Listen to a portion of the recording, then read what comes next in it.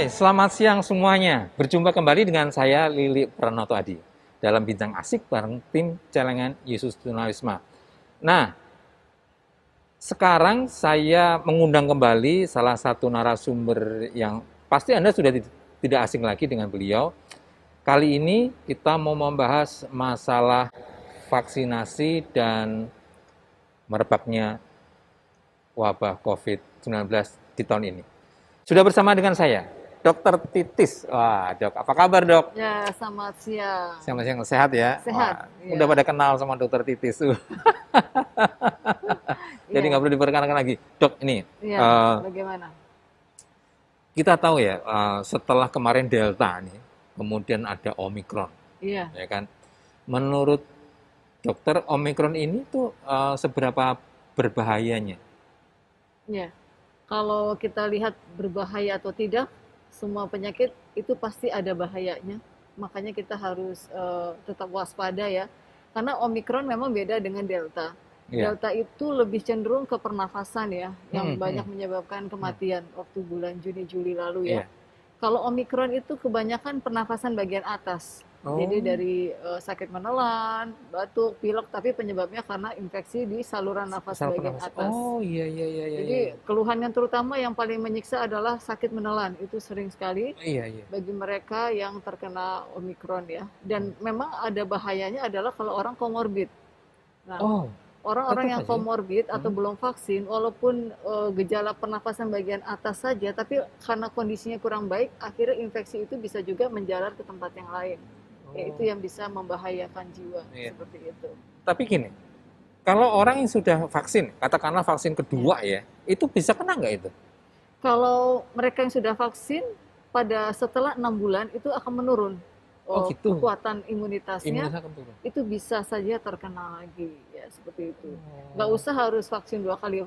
Yang sudah booster saja, kalau dia memang anti imunitasnya tinggi ya, tapi dia tidak prokes ya, maksudnya dia tidak memakai masker, kemudian kuman itu begitu banyak menyerang tubuhnya. Merasa udah oke, udah gitu, udah safe gitu ya. Masih mungkin untuk terkena COVID, tapi gejalanya ringan.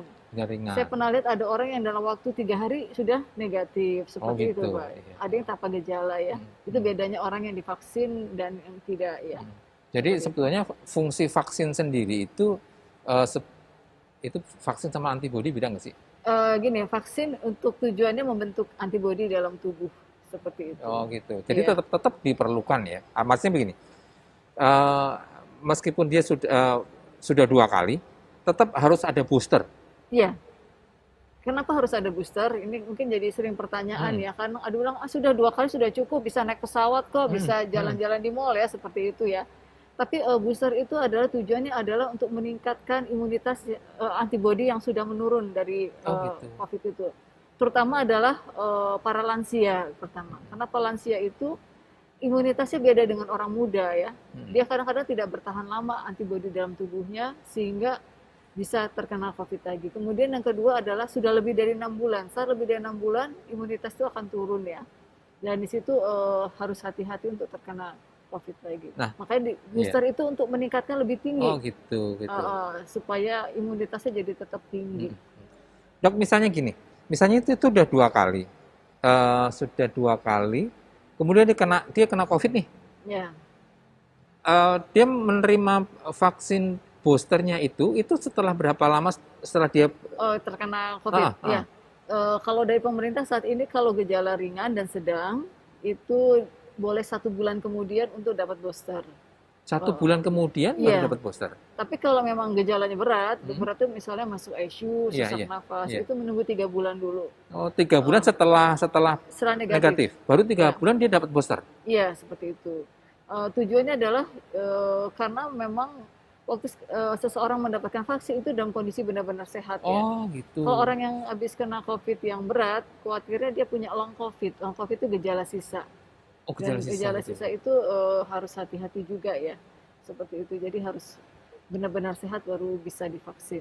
Dok, menarik ini yang namanya long COVID. Iya. Itu bahayanya di mana ya? Nah, long COVID itu adalah seseorang yang sudah selesai COVID-nya negatif, tapi kemudian dia punya gejala-gejala lain ya. Seperti gejala ada yang gangguan dari apa ketajaman pikirannya. Oh, Ada juga yang akhirnya nafasnya tidak lega ya. Dan seperti itu masih bisa didapatkan atau hmm. batuk-batuk yang masih terus berlanjut walaupun sudah negatif, batuknya Hmm. tidak berkurang, itu harus dicari tahu penyebabnya apa. Jadi kalau misalnya negatif itu belum menjamin bahwa dia tuh apa benar-benar bersih, itu belum menjamin ya? Iya, ini biasanya pada orang-orang yang imunitasnya rendah. Imun rendah. Jadi Oh, jarang sih orang yang tanpa gejala kemudian akhirnya long COVID, enggak, tidak gitu. seperti itu. Nah, tadi Ya, saya agak-agak terkejut juga itu. Ada apa tadi yang pertama disebutkan untuk keta, kelambatan berpikir apa ya tadi? apa ketajaman pikiran ya, Kekacauan pikiran. itu Ya, itu biasanya yang, pada orang lansia ya. Kalau dia jadi oh lebih gitu. pelupa seperti itu ya, ada gangguan dari Oh gitu. seperti itu ya. Iya, iya, iya. Ada malah kasus, ini sih bukan yang Omikron, yang Delta kemarin sih. Setelah selesai negatif, baru diketahui dia ada namanya peradangan di pembuluh darah di Astaga. kakinya. Karena dia Sebentar. dimernya tinggi seperti itu. Peradangan di Pembuluh darah. itu juga karena Iya, itu oh, jangka panjang karena COVID, long COVID. oh, Ya oh, akhirnya diterapi untuk gangguan pembuluh darahnya. Jadi oh virus ini gitu. menyerang pembuluh darah, menyerang tempat yang lain ya seperti Oh itu. begitu. Jadi itu ada yang gejalanya Wah, memanjang, kita bilang tuh long ya COVID. ternyata COVID ini tidak sederhana ya. Nah, ya COVID itu 1.000 wajah ya kita bilang Ah, ya. buset. Jadi kadang-kadang gejalanya tuh ada yang tidak jelas ya, ada yang cuman pernah ada kasus telinganya sakit. Hah? Jadi telinganya sakit, menelannya tidak sakit, cuma telinga Ternyata sakit. sakit. Oh ya karena berhubungan ya telinga ke Ternyata tenggorokan ya. setelah seminggu Hmm, kemudian hmm. dia datang lagi ke dokter THT, oleh dokter THT coba kamu diperiksa PCR, ternyata positif. Oh, Ternyata rupanya telinga sakit itu sumbernya dari situ dari ya. COVID. Jadi Oh. memang kita bilang ini kadang-kadang gejalanya tidak jelas ya. Nah, kita harus tetap waspada. Jadi segala gejala yang kalau dalam waktu 5-7 hari tidak membaik, sebaiknya diperiksa ya. Nah, pemberian apa vaksin itu kalau misalnya vaksin pertama, kedua itu jaraknya kan 6 bulan deh kalau nggak salah ya. Vaksin pertama, kedua. Ah, Oh, atau tiga tergantung bulan. dari ininya, jenisnya. Oh jenisnya ya. Oh memang Kalau beda-beda ya. Sinovac kan sekitar 28 hari ya. 20 hari ya. Kemudian Moderna juga ya, Mm, mm, 28 mm. hari. Kemudian kalau Pfizer itu Dasar 21 hari. Itu 21 hari. diulang Itu lagi yang kedua kan yang kedua. 1-2 ya. Nah, setelah dari yang kedua ke booster itu Nah, kalau yang kedua ke booster, yaitu perlu waktu sih sebetulnya. Kalau dulu pemerintah sekitar 3 bulan ya, mm, mm, dulunya ya. mm, mm. Pernah sebetulnya 6 bulan, kemudian dimundurkan Jadi eh, jadi tiga tiga bulan. bulan ya, seperti itu ya. Nah, itu Jadi enggak maksudnya begini, tujuan pemerintah adalah supaya orang nggak oh rebutan apa untuk untuk vaksin vaksinasi, booster vaksin rame-rame ya. booster ya. Ya waktu itu kan yang didahulukan yang Sinovac ya. Iya. Kemudian makanya lebih dari 6 bulan kan. Kemudian sekarang sudah dimundurkan 3 bulan, sudah dibolehkan untuk mengambil booster ya. Seperti itu. Nanti juga setelah itu kemungkinan mungkin akan dimajukan lagi jadi sebulan. Gitu. Jadi itu memang dinamis ya. Dinamis ya, Dinamis tergantung ya. dari kondisi di Karena lapangan seperti apa. diharapkan selama 6 bulan atau 3 bulan itu yang menurun itu bisa dinaikkan dengan booster seperti itu. Gitu. Jadi sekarang Pfizer, Moderna yang tahun lalu sudah vaksin bulan Agustus, itu sudah bisa dapat ini lagi, booster lagi, karena sudah lebih dari 3 bulan kan. Kalau booster itu cuma dapat sekali kan? Cukup sekali, saat ini sekali, nggak tahu nanti ya, Ya. kita nggak bisa ngomong nanti, karena di negara lain ada yang sudah keempat ya, istilahnya sudah vaksin yang keempat. Iya, jadi Tapi 1, kalau 2 kita booster, kita tapi ketiga, di Indonesia baru tiga. sampai dengan booster. Nah, Karena untuk ya, kalau jenis-jenis vaksin itu, setahu saya kan ada apa Sinovac, Sinovac, AstraZeneca, kemudian AstraZeneca, Moderna, Moderna, sama Pfizer. Pfizer. Aja 4 itu ya. Pfizer, ya. Nanti mungkin ada yang baru lagi. Kalau yang sempat digunjingkan tuh seperti vaksin Nusantara, vaksin merah putih itu memang belum itu ya. Itu masih proses ya Pak. Masih proses ya. Iya, masih proses. Masih proses, Tapi masih menunggu kita lihat hasil saja. untuk bisa Iya, diberikan belum, ke masyarakat itu ya. Ya belum mudah-mudahan itu. dipublish sih ke masyarakat. Iya, iya, iya. Nah, eh, untuk apa? Untuk penerimaan booster sendiri itu apakah juga untuk yang usia apa? Usia Iya. ini untuk booster sekarang syaratnya adalah lebih dari usia 18 tahun Pak. Oh, di atas 18 tahun baru Iya, baru boleh, baru baru bisa ya? boleh. Kenapa Oh. dianggap? Karena yang umur muda kan baru saja Mm, divaksin ya. Mereka mm, kan belum lama kan. mm, Kalau mm, yang lebih 18 tahun itu sudah lama dari ada yang tahun lalu ya. mm. Dari Maret ya. Kalau yang muda itu kan baru prosesnya tuh kan baru sekitar Oktober ya, baru mulai kemarin ya Mm. September Oktober yang umur 11 sampai 17, kemudian umur 6 sampai Sampai 11 tahun. 11 tahun gitu Ya, ya. itu masih belum boosternya. Nanti Masih belum. kita Jadi lihat kemungkinan. tapi tetap mereka jenjangnya sama ya. Vaksin satu, vaksin 2 dan Iya, booster sama. sama. Sekarang ini oleh pemerintah untuk supaya lebih teratur ya, dibuat adalah untuk umur 6 sampai 11 tahun tuh Sinovac saja, Pak. Oh gitu. Tidak boleh yang lain. Hmm. Karena cenderung Sinovac tuh nggak ada keluhan. Jadi Ya, anak-anak kalau nggak ada ya, keluhan kan mau dia. ya. Dan orang tuanya juga lebih Lebih lebih lebih tenang gitu enggak ya lebih kalau tidak tenang, ada nggak keluhan was-was demam ya. atau yang lainnya untuk melakukan yang kedua ya. Hmm. Kemudian kalau yang untuk remaja saat ini tidak diperbolehkan Sinovac, Pak, tapi Oh, diperbolehkannya Pfizer karena seperti Sinovac itu. untuk Karena Sinovac untuk anak umur 6-11 tahun. oh, oke Ya, oke. jadi saat ini kalau memang susah Pfizer, biasanya puskesmas akan menyediakan untuk anak-anak yang remaja itu ya 11 sampai Mm-mm. 17 Mm-mm. tahun, mereka menyediakan untuk mereka dan ibu hamil. Ibu hamil itu Hmm. juga spesifik ya. Dia boleh Sinovac, boleh Moderna, boleh Pfizer. Mm-mm. Tapi kan saat ini yang banyak beredar AZ ya, AstraZeneca. AstraZeneca. Sedangkan mereka nggak boleh AstraZeneca ya. Oh, Jadi puskesmas biasanya menyediakan untuk Pfizer itu khusus untuk ibu hamil diperbolehkan. itu kenapa nggak diperbolehkan ya aset? Saya kurang bisa jawab ya, tapi itu penelitian. Nah, Mereka mungkin tidak melakukan penelitian untuk orang hamil ya. oh Jadi gitu. belum Jadi diperbolehkan. tidak diperuntukkan untuk Tidak, orang yang untuk AZ saja, AZ, nah, gitu AstraZeneca. ya. Yang lain tapi masih bisa ya. Lain bisa, tapi kenapa tidak diberikan Sinovac? Sinovacnya itu anak-anak gitu loh. Jadi memang dibagi seperti itu untuk keteraturan ya. Mm-mm. Kalau menurut dokter vaksin menurut dokter ya kacamata dokter itu yang untuk yang vaksin booster itu yang terbaik yang mana? Yang terbaik adalah yang tersedia saat itu. Ya itu, Diplomatis. karena kadang-kadang yang stoknya ada misalnya AstraZeneca, ya pakailah AstraZeneca ya. Kemudian stoknya ada Moderna, pakailah Moderna, Pfizer ya seperti itu ya. Mm-mm. Jawabannya diplomatis bukan Ya bukan pada kualitas tapi pada apa yang tersedia saat itu. Tapi memang benar ya karena itu yang terbaik yang harus bisa secepat mungkin diberikan secepat kepada mungkin booster, ya. masyarakat ya. Iya, karena Iya. kalau dilihat orang-orang yang sudah booster itu akan jauh lebih kuat ya Mm-mm. untuk menghadapi gelombang daripada Omikron ini ya. Kemarin ada teman saya yang bilang katanya Omikron enteng, ternyata dia sakitnya cukup parah untuk tenggorokannya, sakit penawannya Itu bener luar loh. biasa. Jadi dia bilang itu mengganggu Itu sekali ya. menyiksa banget. Itu ada teman saya itu dia ya dia dulu kena Iya. kan, dulu kena delta malah. Mm-mm. Kena delta. Udah itu yang terakhir ini dia kena omikron.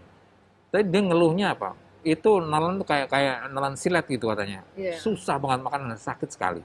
Tapi puji Tuhan sekarang Bisa sudah pulih sembuh, ya. sudah sembuh dan ya pelan-pelan itu sudah dia mulai Iya. beraktivitas lagi gitu. Ya ternyata memang meskipun dianggap ini tidak terlalu berbahaya, tetapi tetap juga harus kita waspada ya. Tetap waspada ya. Terutama menjaga untuk orang-orang yang rentan ya, orang lansia yang misalnya berada jadi satu rumah dengan orang yang kuat. Nah itu dia. Nah, itu seperti itu. Itu yang Nah, itu harus dia tuh dijaga. ada juga tuh kemarin belum lama itu yang kena itu sebenarnya Oh, cucunya kalau nggak salah. Terus si omanya tuh karena itu sudah sepuh ya, itu di kamar sendiri gitu. Tapi masih dalam satu rumah. Nggak tahu ceritanya bagaimana sekarang satu rumah tuh positif semua. positif semua ya. Positif semua. Saya pikir ini penyebarannya tuh begitu kuat, Ya, begitu. begitu cepat ya. Dan pada saat ini juga orang itu masih banyak yang mengeluhkan. Kenapa kita harus pakai masker sih gitu? Oh iya. Gitu kan? Karena ya itu masker adalah prokes yang paling aman ya. Walaupun orang rajin cuci tangan, jaga jarak, tapi kalau tidak pakai masker, kemudian di dalam ruangan indoor, ruangan yang ber-AC, itu kuman cepat sekali. Cepat sekali. Iya. Kalau di ruangan outdoor, itu misalnya lebih aman ya. Kalau Iya. misalnya sesuatu saat pas masker itu lebih aman karena kan kumannya tidak berakumulasi, tidak mengumpul di suatu tempat kan, seperti itu sih. Jadi memang terutama adalah kalau makan-makan bersama di Nah, ruangan di ruang indoor indoor itu itu. harus Itu harus hati-hati hati-hati sekali gitu ya. ya. Nah, kalau kita lihat ini kan ada istilah KIPI. KIPI itu apa ya? Kejadian ikutan pasca imunisasi. Kejadian Ikutan kejadian ikutan pasca pasca imunisasi. imunisasi. Nah, KIPI ini kan berbeda-beda ya. Iya, Iya, satu orang dengan yang lain itu berbeda ternyata ya. iya, Saya waktu booster iya. itu agak pegel sih. Saya Iya. bersama anak saya kan, saya pegel. Vaksinnya apa, Pak? Ada Pfizer, Oh, oke. Pfizer, pegel sini. Tapi anak saya itu sempat demam. Oh, Anak saya demam, sempat demam sehari. Tapi pegelnya masih sampai 1 minggu deh. Kalau saya sih Iya. 3 hari 4 hari itu. Nah itu KIPI itu berbeda-beda ya antar satu dengan yang lain. iya, itu setiap orang tuh mempunyai keunikan sendiri tubuhnya ya. Bagaimana respon tubuh terhadap vaksinasi. Jadi gini, vaksinasi itu kan seperti kita dibikin sakit ya. Hmm. Tapi sakitnya karena dibuat gitu, Pak. Beda dengan sakitnya secara alamiah. Dan itu tergantung dari kondisi imunitasnya ya. Pembentukan antibodi itu semakin dia pembentukannya cepat atau hebat, itu keluhannya makin banyak kadang. Ya tangannya sakit, ya meriang, demam seperti itu ya. Itu ya memang caranya adalah dengan cukup istirahat saja ya. Iya. Nanti akan setelah pembentukan antibodi selesai, karena itu nanti biasanya orang-orang itu tidak dianjurkan olahraga berat. Betul. Ya, karena apa? Pernah ada kasus di Singapura itu dalam penelitian orang yang habis vaksin Pfizer, kemudian dia olahraga yang terlalu hebat, rupanya ada peradangan di jantungnya, Pak. Oh. Jadi memang pada saat setelah vaksin dianjurkan tidak olahraga yang terlalu berat supaya saat pembentukan antibodi itu tidak dipaksakan tubuh untuk melakukan kegiatan yang melebihi kapasitasnya ya, karena harusnya memang cukup istirahat seperti itu. Itu aja ya, istirahat dan makan yang bergizi Ya. itu ya. Itu yang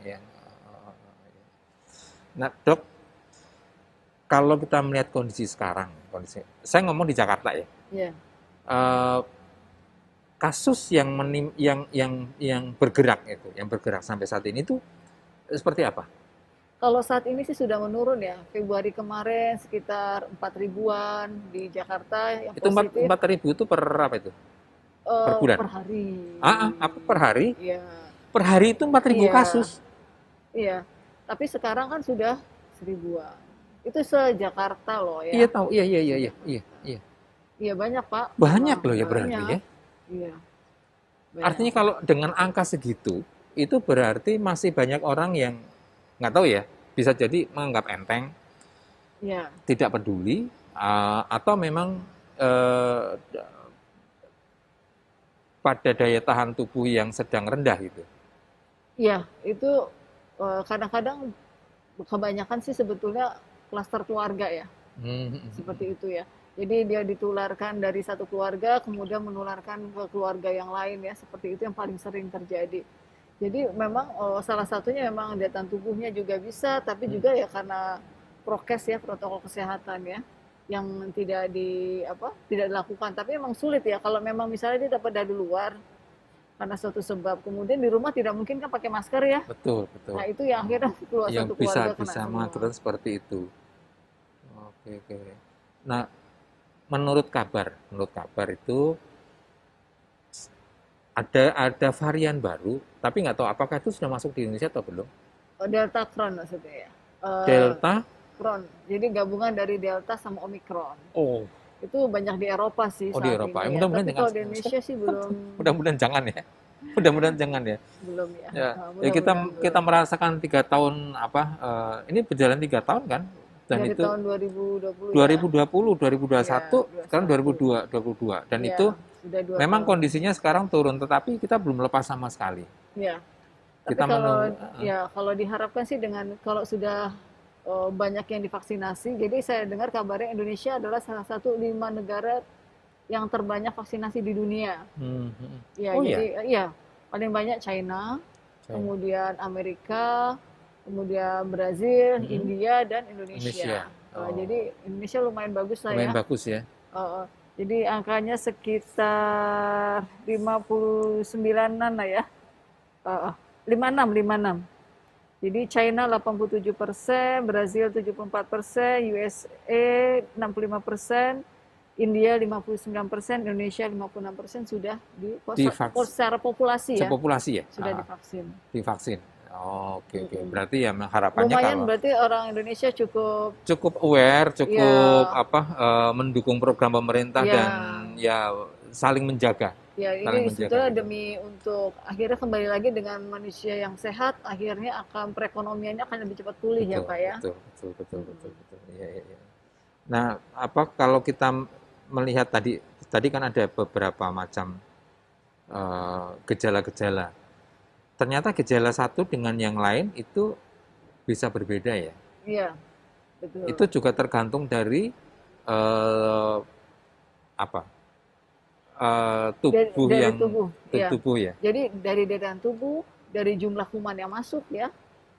Nah, daya tahan tubuh itu apa? Dia cukup istirahat atau tidak? Kemudian makannya bagaimana? Karena ada orang yang masa pertama gejalanya sedikit, kemudian dia bilang gejalanya cuma sedikit, dia tidak istirahat, maksudnya aktivitasnya tetap berat, akhirnya bisa menjadi tidak sembuh-sembuh seperti itu Pak ya. Beda dengan orang yang sudah ada gejalanya, kemudian dengan istirahat cukup tidur, ya dalam waktu 2-3 hari sudah bagus negatif. Sudah bagus lagi ya. Dan satu lagi secara mental ya, kalau mental dia tidak ketakutan, nah ketakutan tuh membuat imunitas juga turun ya. Itu yang terjadi saat varian Delta ya. Kita mengerti sih kenapa orang jadi ketakutan karena melihat ada banyak video yang orang sesak nafas, itu orang ketakutan untuk hal seperti itu juga ya. Akibatnya banyak yang mentalnya turun. Seperti itu sebetulnya membuat drop imunitas Pak. Tapi kalau gejala yang spesifik, saya mau bicara di Omikron aja ya, karena sekarang yang berkembang Omikron ya. Tapi Delta juga masih ada kali ya? Ada, tapi jarang ya Pak. Jarang ya? Artinya masih ada ya? Yang banyak Delta sebenarnya masih ada, tapi jarang sekali. Gejala paling umum di yang terpapar Omikron ini, gejala paling umum? Paling umum adalah batuk pilek, kemudian sakit menelan. Itu khas sekali. Itu khasnya ya? Khas sekali. Kemudian yaitu ya suara bindeng, ya suara serak, seperti itu ya. Gitu. Karena dia menyerangnya pita suara ya. Jadi serak itu adalah pita suara yang diserang. Kemudian sakit menelan itu adalah di bagian lebih atas daripada pita suara. Kalau hidung biasanya ada sumbatan juga di daerah hidung. Itu gitu ya. Karena daerah situ. Masih diperiksa gitu ya? Ya. Seperti itu Pak. Jadi jarang sekali orang yang sesak nafas, walaupun ada kasus juga yang sesak nafas, tapi itu jarang sekali. Jarang sekali? Ya. Oke. Jadi bagaimanapun juga kita harus waspada dan menghindari. Nah, pertanyaannya begini, kita kan nggak tahu nih, Omikron dianggap tidak seberbahaya Delta. Tetapi kita tahu bahwa Omikron ini juga menyebarnya begitu cepat. Ya. Nah, apakah ada kiat untuk preventif menghindari Omikron itu? Ada nggak kiat-kiat seperti itu? Iya, kiat-kiatnya ada sih. Yang pertama tetap jaga prokes ya, protokol kesehatan. Protokol kesehatan tetap ya. Yang pertama ya, yaitu masker, kemudian cuci tangan, jaga jarak ya. Jadi yang saya pentingkan tadi adalah, kemudian sekarang kan ada lagi tambahan ya, menghindari kerumunan, kemudian membatasi mobilitas. Ada satu lagi Pak. Apa tuh? Menghindari makan bersama. Wah. Seperti itu ya. Sebetulnya sih boleh sih makan bersama ya, tapi di outdoor ya.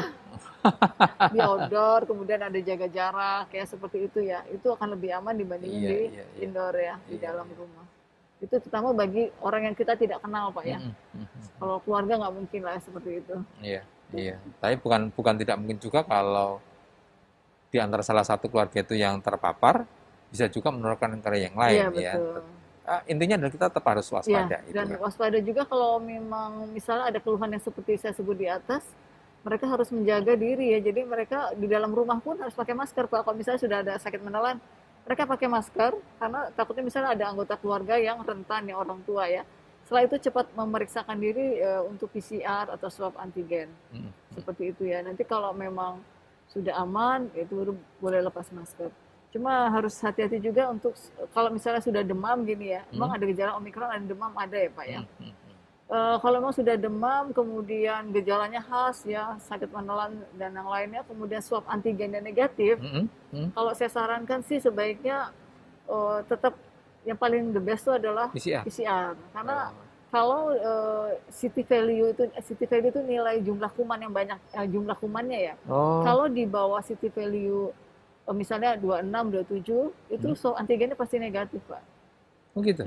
Tapi kalau misalnya dia CT value-nya di bawah 25, kayak 24, 23, 21, itu swab antigennya akan positif. Jadi swab antigen yang negatif pada orang yang gejalanya demam, batuk pilek, itu harus tetap hati-hati. Tetap Jangan-jangan hati-hati. istilahnya Hmm, hmm, hasilnya negatif palsu ya. hmm, hmm, Itu hmm. harus pemeriksaan PCR. Seperti itu. Nah, kalau misalnya ini CT value-nya rendah, tadi rendah kan di bawah berapa ya? Ya 25 Pak patokan Di bawah, kita. misalnya 15 lah katakan Iya. ya. Itu apakah itu ada potensi untuk Lebih berbahaya gitu ya. iya, Ya. Itu mungkin sering jadi pertanyaan. Jadi CT value itu bukan berarti orang itu menjadi lebih berat, enggak ya. Tetapi CT value menunjukkan jumlah kuman yang ada di dalam tubuhnya. hmm. Sebetulnya lebih tepat lagi jumlah kuman yang terambil saat swab. Oh. Ya, itu kan waktu di swab itu kan ada diambil. Nah, di situ waktu diperiksa itu dalam hitungan istilahnya kalau orang bilang 15 putaran tuh udah banyak kumannya gitu loh. Jadi sudah ketemunya cepat sekali karena banyak kumannya seperti itu. Tapi bukan berarti dia kondisinya buruk, enggak. Cuma kuman yang banyak itu mudah menularkan ke orang sekitar, maksudnya Oh gitu. gitu. Ya, Tapi ya. apakah dia langsung memburuk? Belum tentu. Kalau Belum dia tentu ya. antibodinya bagus, dia akan cepat baik, Pak. Karena saya punya kasus yang CT value-nya 32 dengan demam dan lain-lain. Kemudian karena demamnya sudah turun, dia nggak istirahat, kerjanya tetap WFH dengan kurang istirahat atau apapun. Seminggu kemudian diperiksa CT value tetap 32, padahal dia sudah Sudah itu tidak ada ya. keluhan gitu. Oh, Berarti apa? Kumannya memang masih belum ini ya, belum tuntas ya. belum tuntas. Cuma mungkin saya tambahkan lagi, menurut pemerintah kan kalau sudah lebih dari 10 hari atau 14 hari itu tidak perlu PCR. Pernah dengar kan Pak? Pernah. Nah, itu kenapa pemerintah membuat peraturan seperti itu? Karena dalam penelitian orang yang sudah sakit 10 hari sampai 14 hari itu kuman-kumannya sudah nggak ada sebenarnya. Tapi istilahnya cangkangnya atau bajunya aja. Iya, tinggal cangkangnya Iya. aja itu ya. Ya makanya dari pemerintah sudah lewat dari terutama 14 hari ya, ini tanpa gejala ya. Kalau tambah gejala, ada gejala ditambah 3 hari tanpa gejala, Itu sudah nggak perlu itu PCR nggak ya. usah PCR, itu aman sebetulnya. Itu sebenarnya aman ya. Oke. Karena ada orang yang positif lagi sampai, dulu teman saya sampai 1,5 bulan Pak, Buset. terus positif. Itu zaman dulu yang kita belum Ya, tahu ada belum tahu, pengetahuan. belum. Kemudian jadi pertanyaan, bagaimana tahu lebih dari 14 hari nggak ada kuman? Itu dulu pernah ada penelitian soalnya Pak. Penelitian itu jadi ada suatu media untuk dilihat apakah dengan positif di PCR kumannya masih ada atau tidak. Ternyata sudah nggak ada lagi. Itu ada pemeriksaan khusus. Kan nggak mungkin semua orang di PCR dibuat penelitian media, kan nggak mungkin ya melalui media. Media itu adalah tempat untuk tumbuhnya kuman. Ya seperti itu Pak. Oke. Oh. Ya, jadi kalau kita kita rasakan, kita pikir kita memang belum bisa terlepas betul dengan wabah ini atau dengan virus ini. Ya. Tetapi juga kita tidak boleh lalu berkecil hati. Kita tetap harus waspada, dan itu tadi kita harus kan bagaimanapun juga kita harus menjalankan kehidupan ini. Iya, betul, Pak. Yang bekerja harus bekerja, meskipun ada beberapa aturan yang misalnya nih kita tidak membatasi berkumpul gitu kan, kemudian makan bersama gitu kan.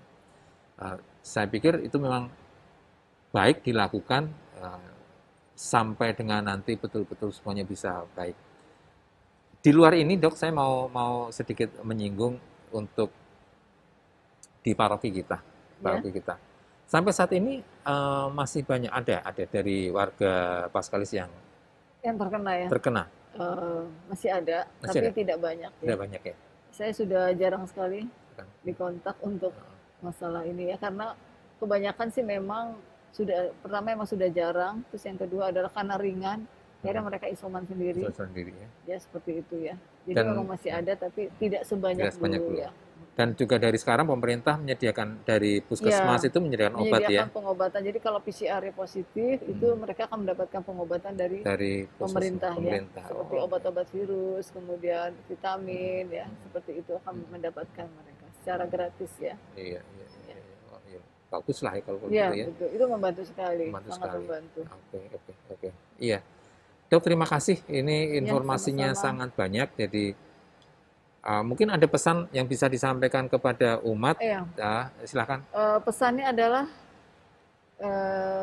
diharapkan untuk yang belum booster untuk mencari booster ya, karena dengan booster itu imunitas akan menjadi lebih tinggi dan kemungkinan untuk kena COVID akan lebih rendah, walaupun kena tapi tidak parah seperti itu ya. Dan itu artinya kalau kita peduli dengan diri sendiri, berarti kita juga peduli dengan keluarga kita, peduli dengan lingkungan kita, dan juga peduli dengan bangsa kita ya, supaya ekonomi bisa jadi lebih pulih lagi, dan kira-kiranya ini pandemi bisa menjadi endemi ya, sehingga kita bisa kembali nanti menjadi normal kehidupannya ya. Sekian. Oke. Dok, terima kasih sekali atas kehadirannya. Terima kasih sudah memberikan satu pencerahan untuk kita semua apa yang harus kita lakukan dalam situasi seperti ini, dan mudah-mudahan kita berharap kita semua disiplin menjalankan apa yang dianjurkan oleh pemerintah.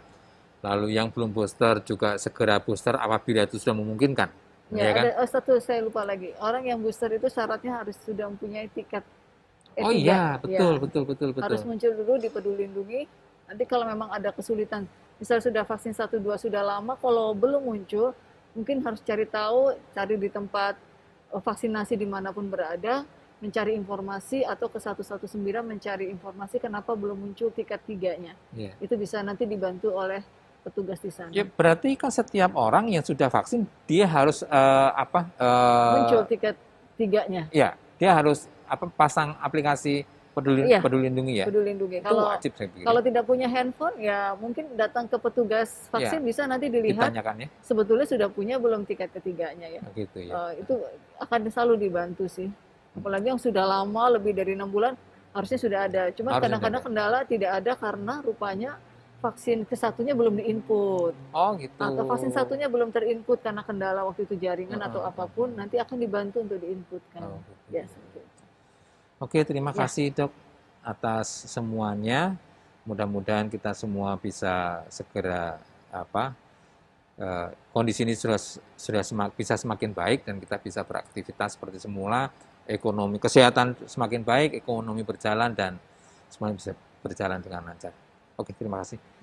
Baik, semuanya bincang-bincang saya dengan Dr. Titis sudah selesai. Mudah-mudahan kita semua berdoa, kita berharap tetap kita waspada, kita tetap jaga prokes dengan baik, sehingga tidak ada lagi kasus-kasus baru. Dan mudah-mudahan tidak ada kasus lagi, tidak ada varian baru yang masuk lagi, kita bisa beraktivitas seperti semula, gereja bisa penuh, kita bisa melakukan aktivitas seperti dulu-dulu lagi. Nah, demikian semuanya. Terima kasih, sampai jumpa dan selamat siang.